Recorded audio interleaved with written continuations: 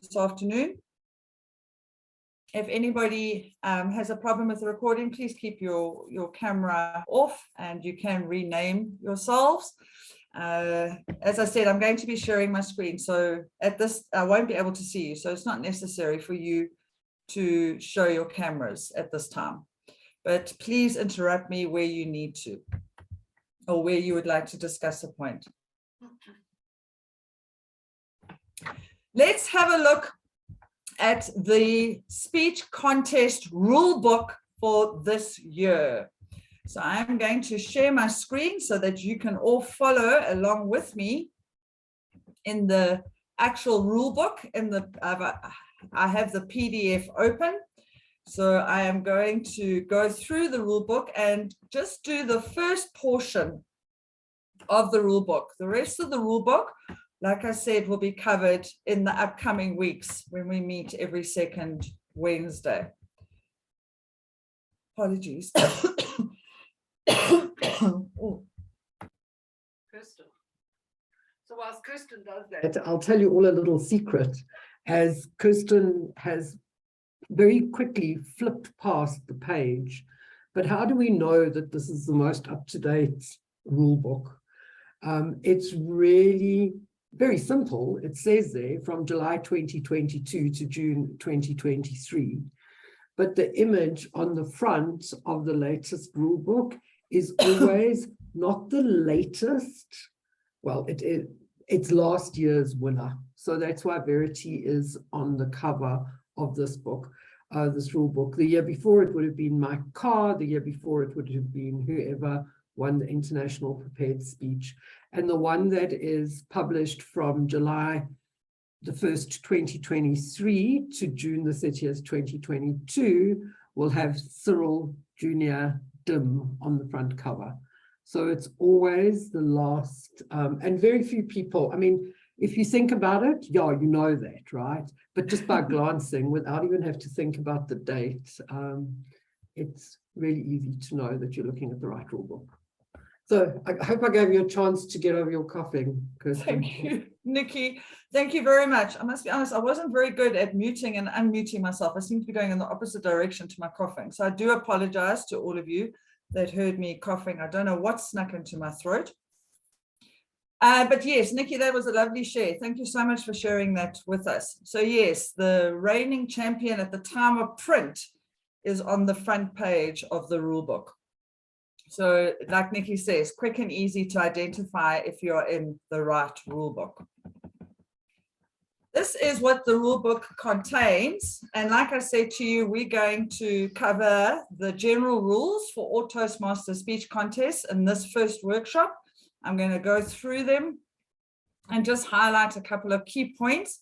This rule book is obviously available to everybody. You can download it from either the Toastmasters International website or from the District 74 website. The particular rule book that I'm working in at the moment has got my notes in it. If any of you would like a copy where I've highlighted key points and made some notes, you're more than welcome to message me, direct message me, or put in the WhatsApp group and I will share it with you. So this rule book, like I said, covers three parts: the actual rules, the checklist, and then all of the materials.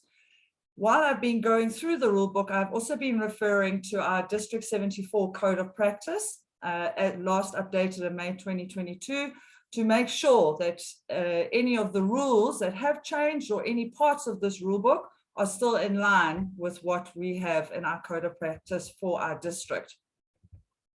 Nikki, like I said, on the 14th of September is going to go through all the checklists with us and discuss scripts with us. I know she's been working very hard on that content. Thank you so much, Nikki, so that we are all on the same page as we go through. For those of you that have never opened up the rule book before, you'll notice in the margin there will be a little diamond where there are new or changed rules to the previous version of the rule book.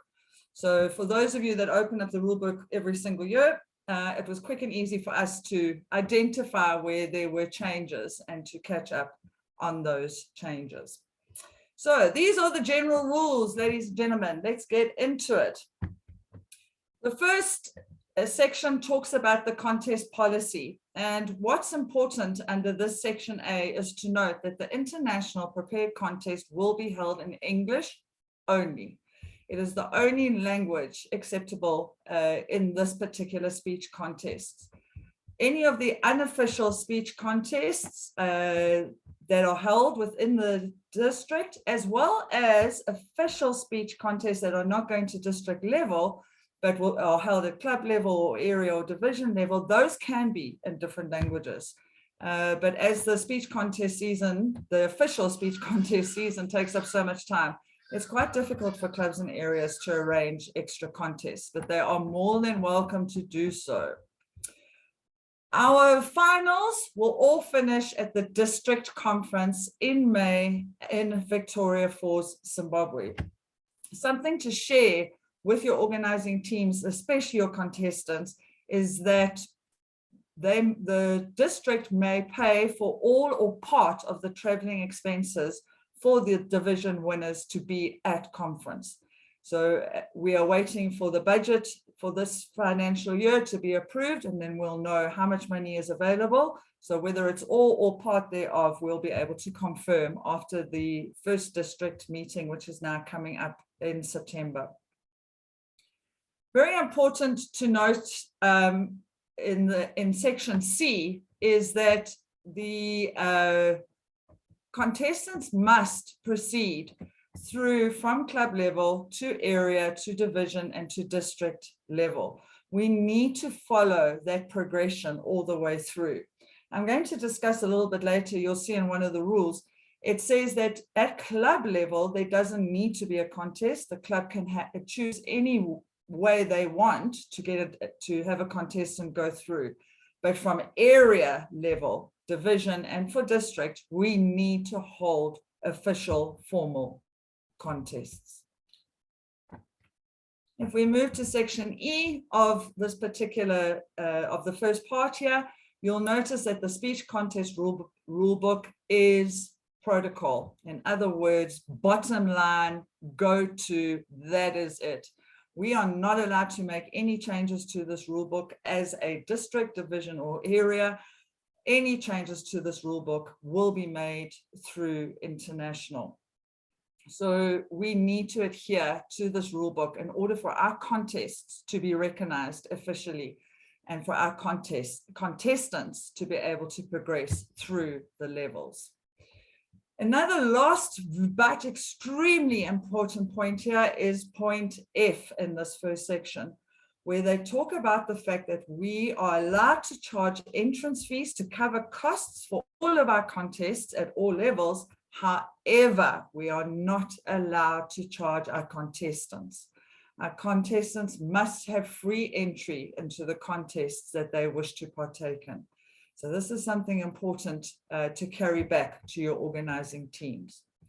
For that particular section where I've spoken about the contest policy, does anybody have any comments or feedback, anything that they want to add, take away? You'll need to make a noise because, like I said, I can't see everybody. Kirsten, did I miss anything about whether it's online or hybrid or face-to-face? Is it coming? Erica, you didn't miss it. So really good question. We are having the district council meeting in September. I think it's the 17th, if I remember correctly. And at that meeting, we will be voting and deciding on how we will be implementing the speech contests this year. A point to note, and it's a really good question, so I think it's going to be a good discussion at that council meeting, is in the rule book, it stipulates very specifically, we'll come across the paragraph shortly, where it says that the stage for each speaker must be exactly the same. So I think hybrid is going to be a problem. We don't want to disadvantage any of the contestants. So I think hybrid is going to be a problem. I know that district is hoping we're going to implement in person, but by implementing in person, it's going to be logistically challenging. The reason why I say that is I was asked to put together a preliminary calendar if we were to go in person. And in order to go, and if we went in person, then our contest would run on Saturdays in order for people to be available, both our contestants and our role players. We would literally have to start with our area contests on Saturday, the 18th of February. And by just having a look how many areas we have here, you will notice that we will be running a lot of area contests on a Saturday, up to 14 or 15 per week for 4 weeks. Thereafter, we would have 3 weeks of the division contests, and again, 4 divisions per Saturday. We need 2 weeks before they go through to the semi-finals, and then we need another 2 weeks before they go through to the finals. And those 2 weeks are to allow for confirmation of eligibility and to make travel arrangements or video recording arrangements, depending on how we run the contest. So because we are now looking at so many divisions, 13 divisions in District 74 with so many areas, on average 4 areas per division, it is going to be a heavy contest season should we implement strictly in person. We would have to start with our club contests in January and February, if not December. We're going to have to start early. So it'll be interesting to see what is decided at the district council meeting. So thank you for raising that point. It is very, very important to note that. The next section that I'm going to look at is in the contest rulebook is eligibility. Eligibility is all about whether the contestant, in other words, Toastmasters member, is eligible to compete. And here there are the standard requirements as we have had previously. These, I'm not going to spend too much time on it, except to highlight that this is in the rulebook. When we get closer to the time and we're talking about the nuts and bolts of implementing closer to when the clubs and areas start implementing, then this will have to be highlighted and we will have to circulate notice and details reminding people to please check the eligibility of their contestants. If we have a look here, let me just make sure I covered everything. Yes. Then there is criteria for you to be ineligible, to be a contestant in any of the contests. This is all standard in the fact that you cannot be a contestant if you are taking on any of the district roles, whether you're currently in a district role or you are planning on taking a role that is upcoming in district. The bottom line I've sort of picked up through the rule book, and this is a personal conclusion that I've come to, is that the rules are written in this way, I think, to avoid contestants having that advantage of being very much present and in front of people's faces and almost subconsciously canvassing votes. So anybody that's involved in district currently or is planning on getting involved in district going forward does need to work behind the scenes and not in front of the audience or camera. We also talk about the ineligibility of the role players. And again, these details need to be followed very closely and will be circulated in detail as we get closer to our contest implementation. It is very important to note that the people that are involved, your role players in your contests, from area level upwards cannot hold more than 2 positions. So I can't be a timer and a tally counter. It's also very important to note that I cannot, like I said, serve at any district level or be part of the organizing team. If I want to be a contestant, I cannot be part of the organizing team that is actually putting the contest together. Please remember that no contestant may compete in more than one area speech contest of a particular contest. And this is applicable to not only areas, but to divisions and districts. So it's important to remind our contestants of this rule. I know a lot of contestants, especially those that are taking their public speaking education very seriously. They belong to multiple clubs in multiple areas, possibly across multiple divisions. They might even be across multiple districts where they are holding international membership. Like I know Nikki personally holds international membership. It is important to remind our contestants that if they progress from club level upwards, thereafter they can only compete in a single type of contest, and they would have to choose which club or they are going to represent going forward.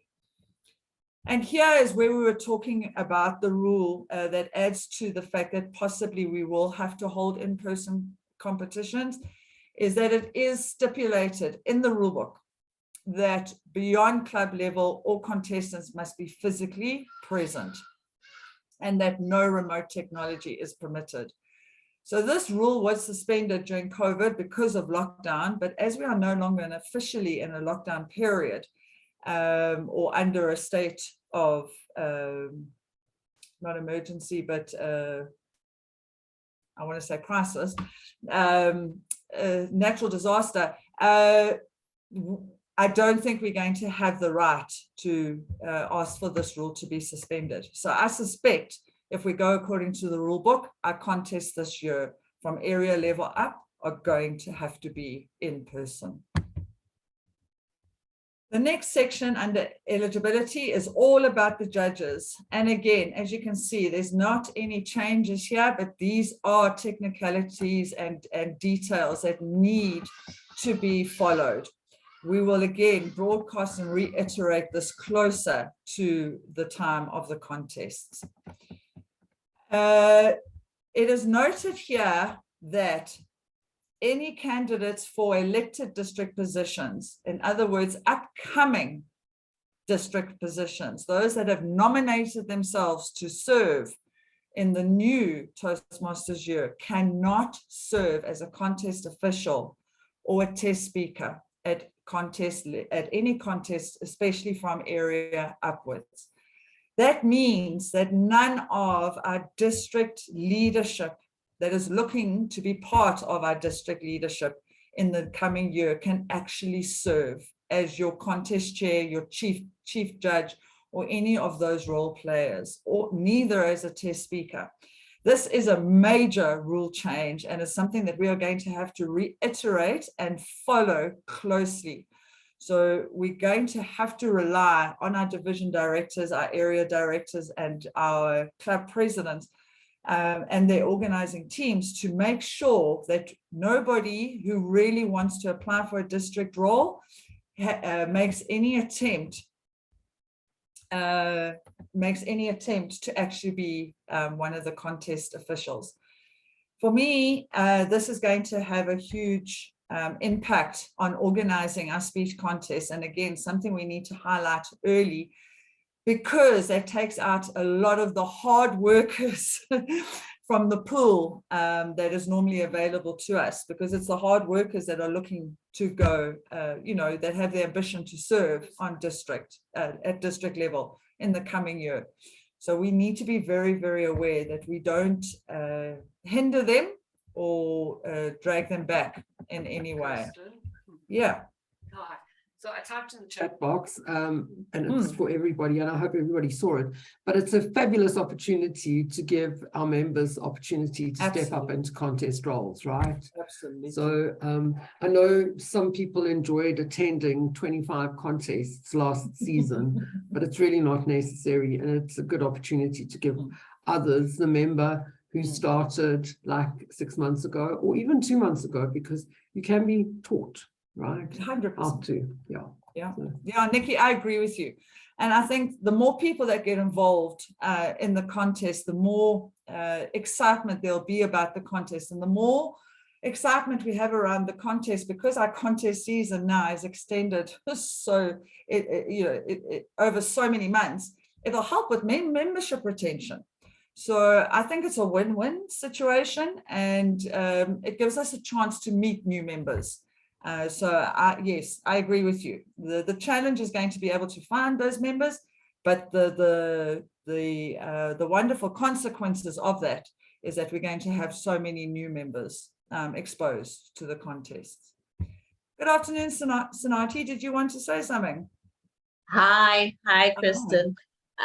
So for me, this one is particularly interesting for district level contests because of our code of practice then stipulates that the PQD, CGD, and the district director would chair the contests. So now Sanati, it actually doesn't. So our code it doesn't. No, it doesn't. It doesn't stipulate. So I did go through it because I needed to know if I needed to make a motion for the upcoming council, and it actually doesn't stipulate. Oh, May 2022. Yeah, There's a new one. it's There's the a new one. Yeah. So So very lucky for us. interesting. It was tradition. Yeah. Yeah. It was tradition, but it's not actually in the code. It was when I checked it. That's why I raised it with you. Okay. But I see it has been changed in May. So good thinking on someone's on the side of the district cabinet. Absolutely. Yeah, absolutely. But yes, thank you for highlighting that, and thank you for reminding me, because that is why I reached out to our administrative manager and asked for all the paperwork. So thank you, Sanati, for that. You really did help me out there. So for section 2, for the eligibility and ineligibility, are there any questions, comments, feedback anybody wants to add?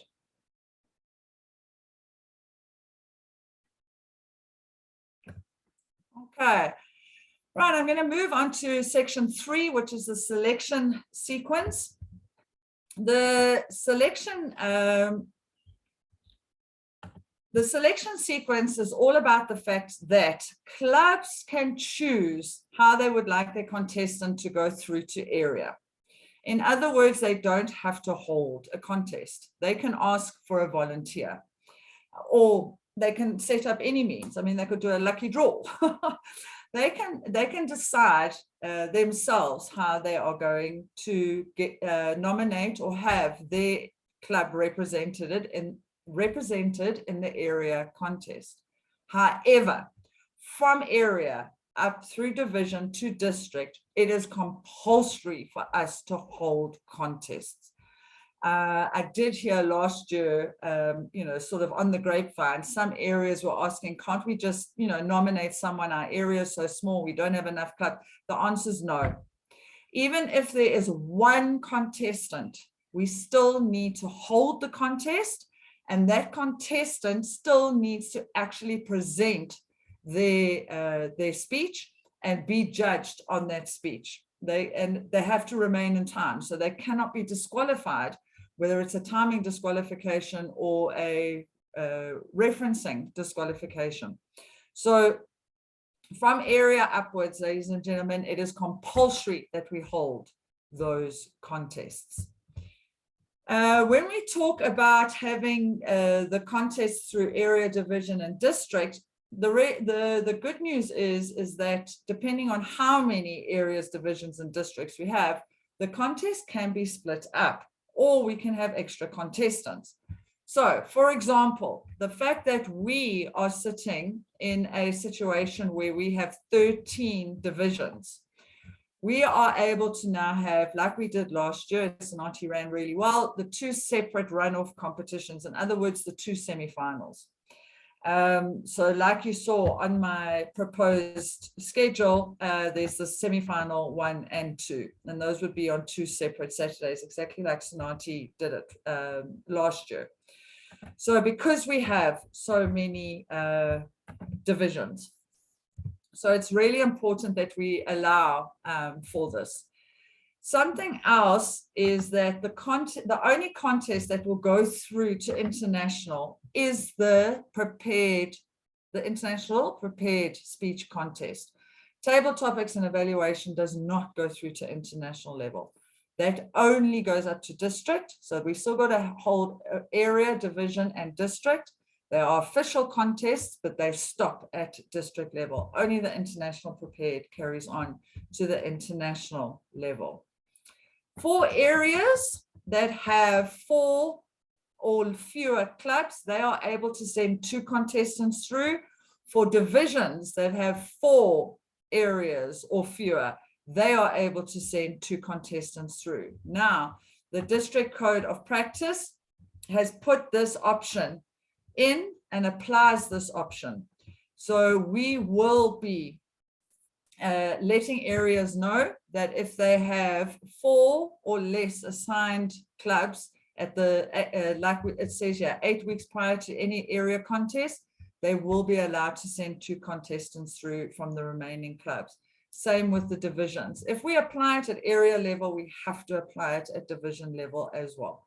So exactly the same will apply then to the division level, that should they have 4 areas or fewer, they can send 2 contestants through. Now, the majority of our divisions do have 4 areas or fewer. So it is going to be interesting to see how many of the areas take advantage of this. Nikki, you have your hands up. Yes, in the code of conduct. In the District 74 Code of Conduct, the district applies option in contest rule 3.b to allow 2 contestants to proceed from club to area in an area with 4 or fewer clubs, and from area to division in a division with 4 or fewer areas. So it's a standing rule, and we did that some time ago in case lest we forgot. Yes. So we will try. I mean, I'm sure the district leaders and yourself are way more efficient than we were a few years ago. So I'm sure it will be communicated anyway, but just in case it's ever forgotten, it is in the District 74 Code of Practice. Yeah, it is. Big, bold letters. Thank you, Nikki. 100%. So yes, and the amazing thing is that a lot, I went through our divisions and our areas, and a lot of them have got 4. So we're going to have the ability or have the need to facilitate the fact that we're going to have extra contestants at area level and at division level. It is something to consider. Okay. So like it says here, we need to communicate this timelessly, which we will be doing, and definitely following up with that. And in all probability, there will be a lot of sharing of updates and instructions, guidelines, so forth, after we've had the first district council meeting in September, on September the 17th.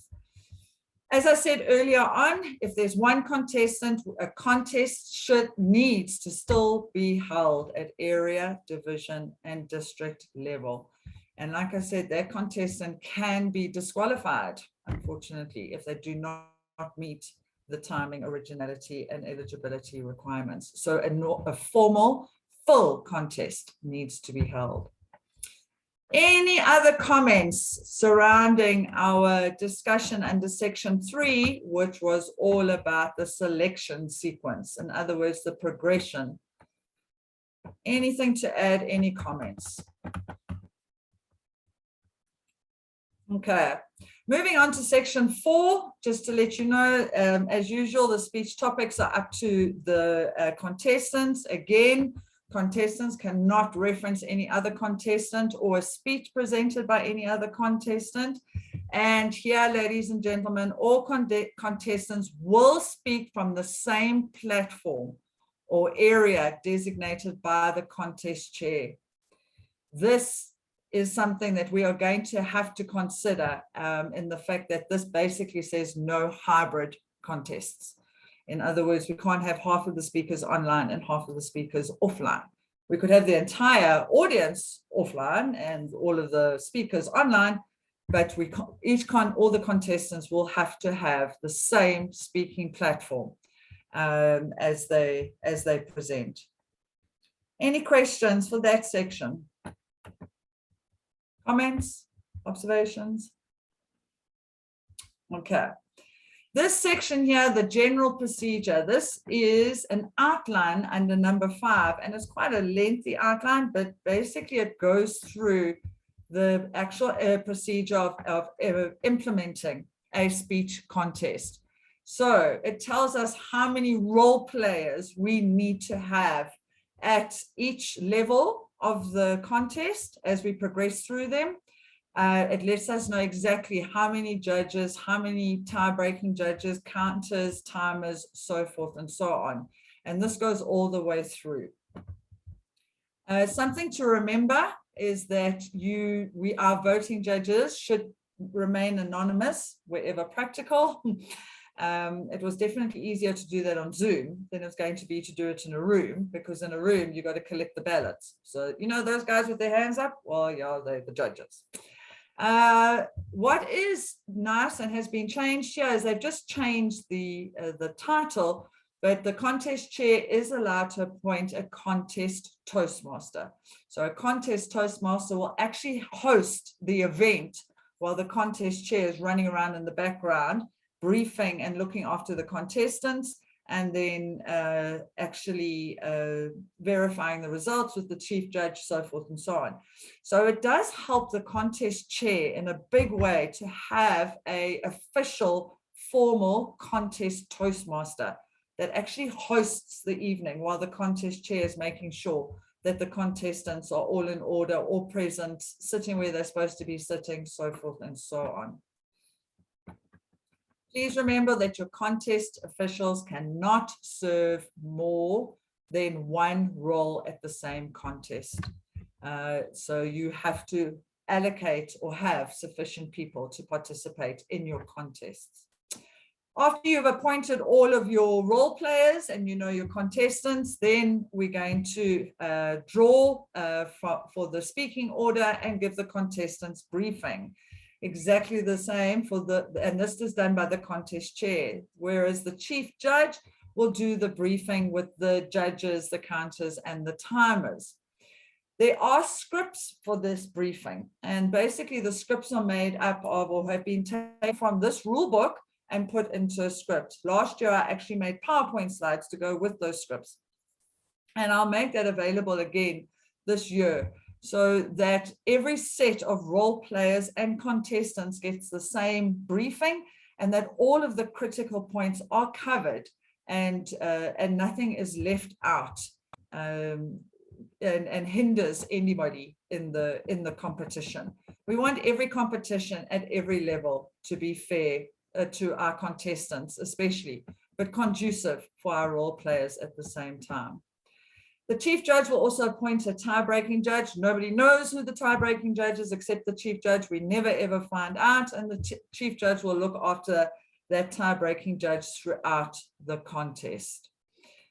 There is now the speaker introductions after we've done all the briefings and the contest is open. We then, in the rule book, are given strict instructions on how we introduce. And when I say we, the contest chair or the contest toastmaster introduces the speakers, and we get instructions on who needs to be in the room and who needs to be out of the room during which contest. And as we all know, for the evaluation contest and the table topics contest, we need to move our contestants in and out of the room. That is covered here in details in the rule book, so there should be no question about it. After everybody has spoken, there will be 1 minute of silence, and this is when everybody, well, all our voting judges and our tie-breaking judges, are completing their ballots and actually getting their ballots ready to be handed over to the tally counters. Please note that the chief judge is not a voting judge. The chief judge is there to look after the role players and is not there to vote and give any opinion on the contestants' work that has been presented.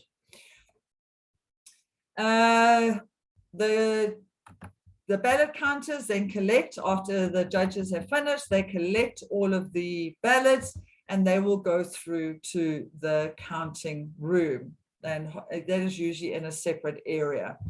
So it here again goes through the technicality of what needs to be completed on those ballots to make sure everything is in place and makes the ballots official. And the tiebreaker judge is actually required to list all the positions from 1 right through to, if there are 10 contestants, contestant number 10. The reason for this is that the time might be at a different level than 1, 2, or 3 that we've picked up, and the tie-breaking judge's form comes into play. Once the ballots have been collected, the chief judge and the ballot counters go and do the counting. They allocate the points to the votes, and they have sheets and formulas for doing all of that. Once that has all been tabulated and verified by the tally counters, or ballot counters, I should say, and the chief judge will then record all contestants on the notification of contest winner form. All contestants, not just the top 3, all. And it's very, very important that this happens, and we need to reiterate this from club level right through area, division, and district. It's very important, especially when it comes to the progression. So if our winner cannot attend, we look at second place. If second place cannot attend, we look at third place. Ladies and gentlemen, one year we were looking at winner number 5, the person who was placed number 5, to actually compete at international because of the travel restrictions and visas and passports and so forth and so on. And exactly the same might possibly now happen should, because the district contests are going to be in Victoria Falls. We need that full list of contestants to be on those forms, not just the top 3. And if anybody is declared ineligible as they're progressing through, we're going to go through that list until we find somebody eligible.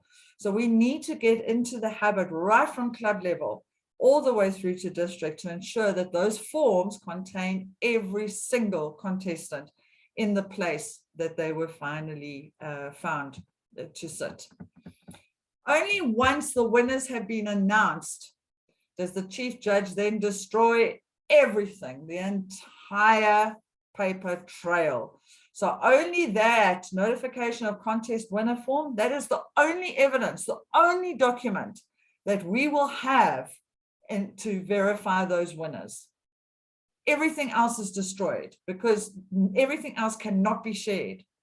So it's very important that that form is filled in. We must make it compulsory that that gets filled in and passed on at every single level, and that it gets filled in full at every single level. After the conclusion of the interviews, the contest chair announces all of the winners and ensures, and it's when that announcement is made that that decision is final.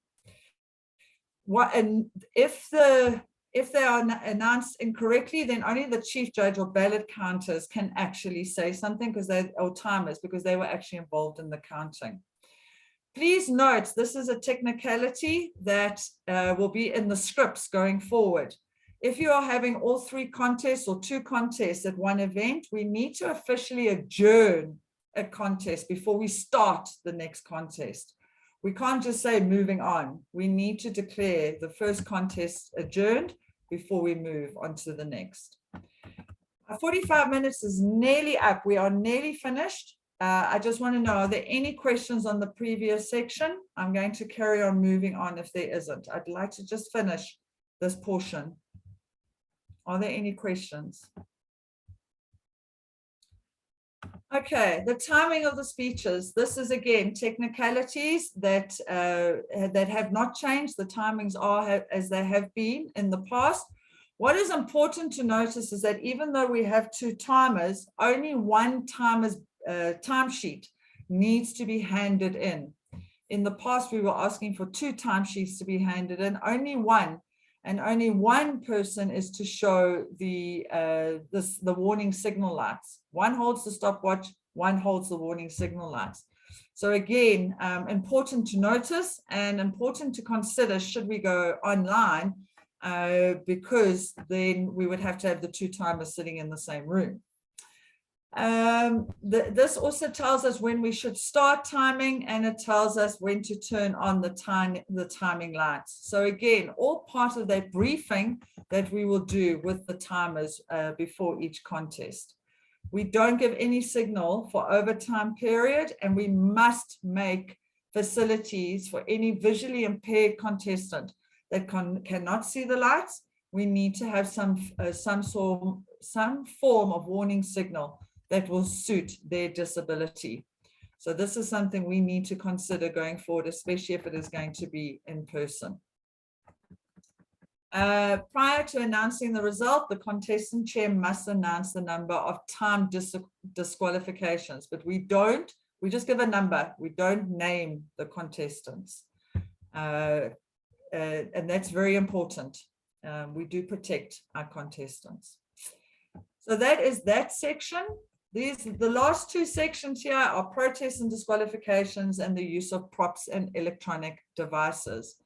I just want to quickly mention with the props and electronic devices that they must be tested by the contestants and shown to the contestant chair that they are able to use their props correctly and abide by the venue restrictions, whatever they might be, prior to the contest. Otherwise, they will not be allowed to use their props and electronic devices.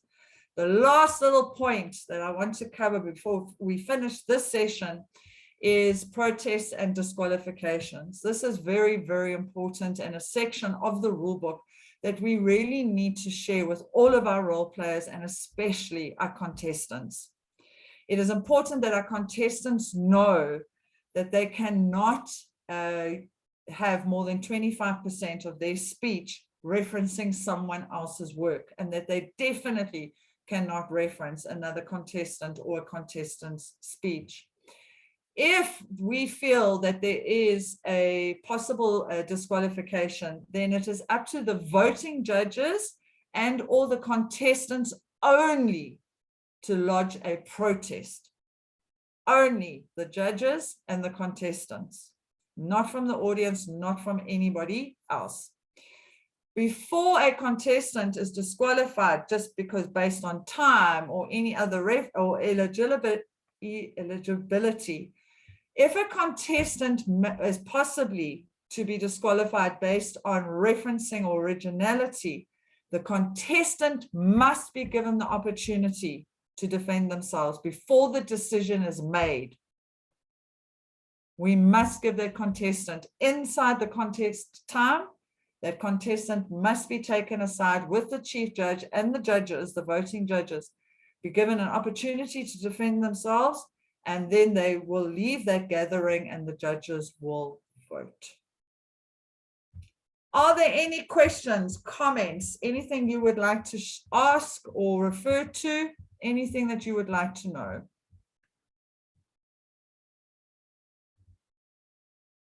Oh, very quiet. I hear crickets. Does that mean all of your questions were answered?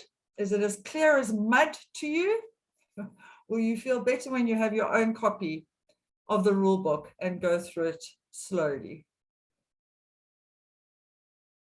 I think it's worthwhile, and I think highlighting the changes in rules, even for, as we've done the judging before, it's important that there's our differences.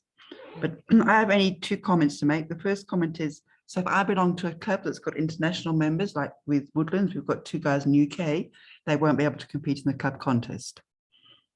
So they will be able to compete in your club contest. If they are members of your club, they can compete in your club contest. But they can't, they're in England, they won't be here physically. Oh, if your club contest is in person, club contests are the only ones that it is not compulsory. But it doesn't help them because if they win, they can't go any further. They can't go into area. Yes. Okay. Yeah. And then secondly, area directors, are they considered nominated or appointed? Can they serve on any of the? No. Can they enter? No. Anything like that? And that's we need to make that very clear. Any district leadership role. So if you click on, my advice is, if you click on the Southern Africa, if we go into the Southern African District 74 website and you go and click on leadership on that menu, if the roles listed there, no, you can't compete. That's a nice, easy answer. Thank you, Kirsten. Thank you, Erica. Thank you so much for joining us. Anybody else? Comments, observations, suggestions? Wants, needs. Okay. Ladies and gentlemen, thank you so much for joining us this afternoon. I will share the rule book with my notes in it in the WhatsApp group. I hope you have all joined the WhatsApp group. If you haven't, please send me a message either on email or WhatsApp, and I will share the link with you. I will share the rule book with my notes in it, and I will, Elaine, what was the other thing I was going to share? I can't remember. I think it was just the rule book. So I will be sharing that, and you're more than welcome to make comments in the WhatsApp and ask questions, and invite everybody else you know to the next session when Nikki Quinn will be taking us through the nuts and bolts of how to implement contests, especially having a look at our checklists and our scripts that go with it. I wish you all an awesome evening. Travel safe, sweet dreams.